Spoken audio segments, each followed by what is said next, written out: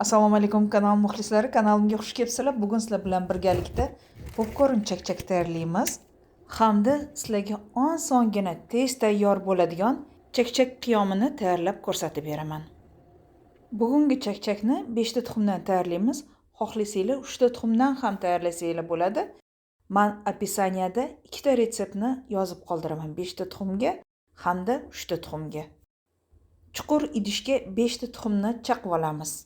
Yarim choy qoshiq tuz solamiz. Tuzni juda ham ko'p obormaylik. Choy qoshiqni uchida razrixlitel yoki bo'lmasam iste'mol sodasi solamiz. Venchik yordamida yoki bo'lmasam vilka yordamida yaxshilab aralashtirib olamiz. Razrixlitel yoki iste'mol sodasini qoshiqni uchida solinglar. Ko'p sovormaylar. Xamir pufey bo'lib ishib ketib qoladi.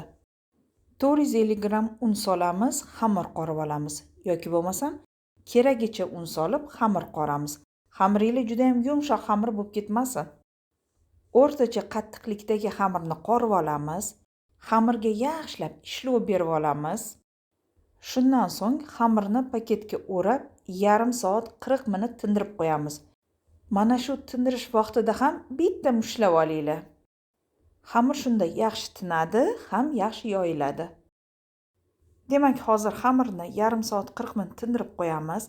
Vaqt o'tgandan so'ng unlab turib xamirni ochib olamiz. Xamirni qalinroq qilib ochamiz. Yupqa qilib yoyib yubormaylik. Bu chakchak juda ham oson tayyorlanadi, tez tayyorlanadi. Faqat texnikasiga e'tibor berish kerak. Hozirlarga hammasini tushuntirib o'taman. Demak, mana xamirni yoyib oldik. Endi xamirni lentalarga bo'lib kesib chiqamiz. 1 santimetrdan olinglar. Xamirni qalinligi ham, kesilishi ham 1 santimetrdan olinglar. Qalin bo'lib ketib qolmaydi, chunki hozir sizlarga ko'rsatib beraman. Kesib olganimizdan keyin xamirni olamiz, har bitta lentani olamiz. Hozir mana men endi perchatkamni yechib olaman, sizlarga ko'rsatib beraman. Mana xuddi lag'monni xamiriga o'xshab dumaloq shakl berib ozgina cho'zamiz. Juda ham ingichka qilib yubormaylik. Lentani shakli to'rtburchak emas, dumaloq bo'lishi kerak. Demak, birinchi qoidamiz razrixlitel yoki iste'mol sodani qoshiqni uchida solamiz. Ikkinchi qoida cho'zma lag'mon xamiriga o'xshab biroz cho'zib olamiz. Maqsad xamirga dumaloq shakl berish. Uchinchi qoidasi nihoyatda mayda qilib to'g'rab olamiz. Chakchaklaringlar dumaloq, chiroyli chiqishini xohlasanglar, mana shu narsalarga e'tibor berish kerak. Xamir bo'laklarini un sepib titib olamiz. Hamda qo'limizda biroz ishqalab olishimiz ham kerak. Xamir bo'laklarini elaklab olamiz. Bu pishirishdan oldin bajarib olamiz. Mana shu to'g'rash ishlarini boshlaganinglarda qozonda yog'inglar qizib turgan bo'lishi kerak. Hozir sizlarga yana bir bor ko'rsatib o'taman. Mana xamir bo'lakchalarini qo'limizda ishqalab olamiz. Shu bilan bo'lakchalarga dumaloq shakl beramiz. Shundan so'ng xamir bo'laklarini elaklab olamiz va pishirishga o'tamiz. Qizigan va biroz hovuridan tushgan yog'ga xamirni tashlaymiz.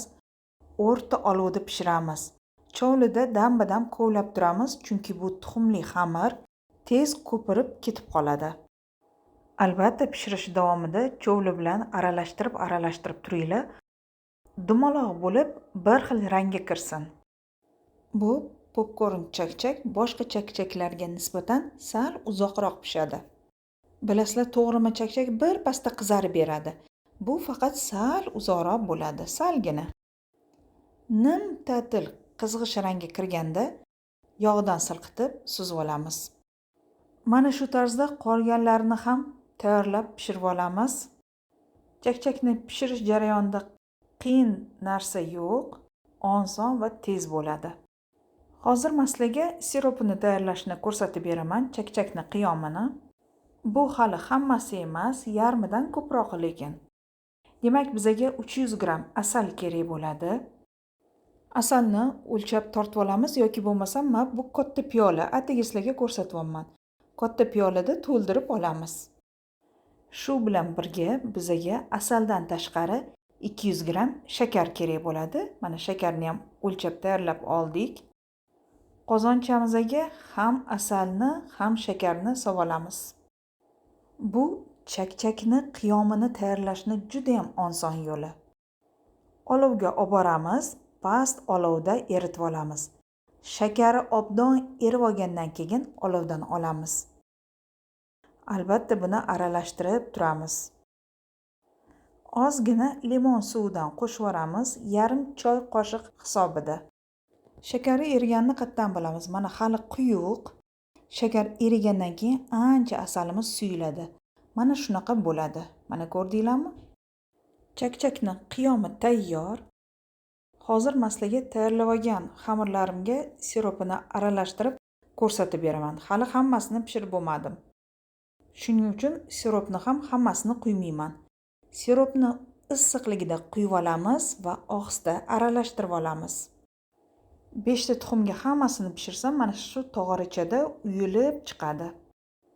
3 ta tuxumga tayyorlaydigan bo'lsanglar, siropni ozgina kamaytiramiz. 200 gram asal, 150 gram shakar solamiz. Hozir mana shu aralashtirib olganimni idishga solib sizlarga ko'rsatib beraman. Agar 3 ta tuxumdan tayyorlaydigan bo'lsanglar, mana shunaqa 2 ta idishda chiqadi. Bizga sovuq suv kerak bo'ladi. Qo'limizni suvlab chakchakni yopishtiramiz. Ozgina sovolib yopishtiramiz, keyin yana ustidan solib turib, yana qo'limizni suvlab turib yopishtirib olamiz. Hozirgi sizlarga tayyorlagan qiyomimga bir pasda qotib beradi. Mana hozir qo'lim bilan suvlab turib yopishtiraman. Bo'ldi, qotdi. Ustini bezatib sizlarga kesib ko'rsatib beraman. E'tibor beringlar, hech qancha vaqt o'tmasdan sizlarga qay darajada qattiq bo'lib qotganligini ko'rsatib beraman. Qo'limizda ohista urib tekislab olamiz.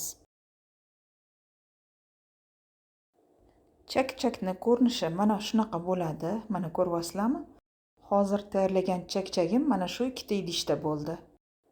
Bu 2 ta idishda 3 ta tuxumdan tayyorlasanglar shunaqa chiqadi. Ustlarini chiroyli qilib bezatib olamiz. Chakchak o'zi shirali bo'lgani uchun men ustiga shokolad quymadim. Shokolad quyish yoki bezatish bu sizlarning o'zingizlarning tabiiyligiga bog'liq. Ko'rinishi chiroyli chiqdi. Dasturxoningizni bezab turadi. Hozir esa sizlarga kesib ko'rsatib beraman. E'tibor beringlar, hech qancha vaqt o'tmasdan men sizlarga kesib ko'rsatib beryapman. Bu salqin joyda 1-2 soat tursa, toshdek qotib beradi. Qo'rqmasdan men ko'rsatgan sirop bo'yicha tayyorlab ko'ringlar. Shunday qilib, azizlar, keyingi videolarimda g'oyibona ko'rishguncha Allohga omonat bo'ling.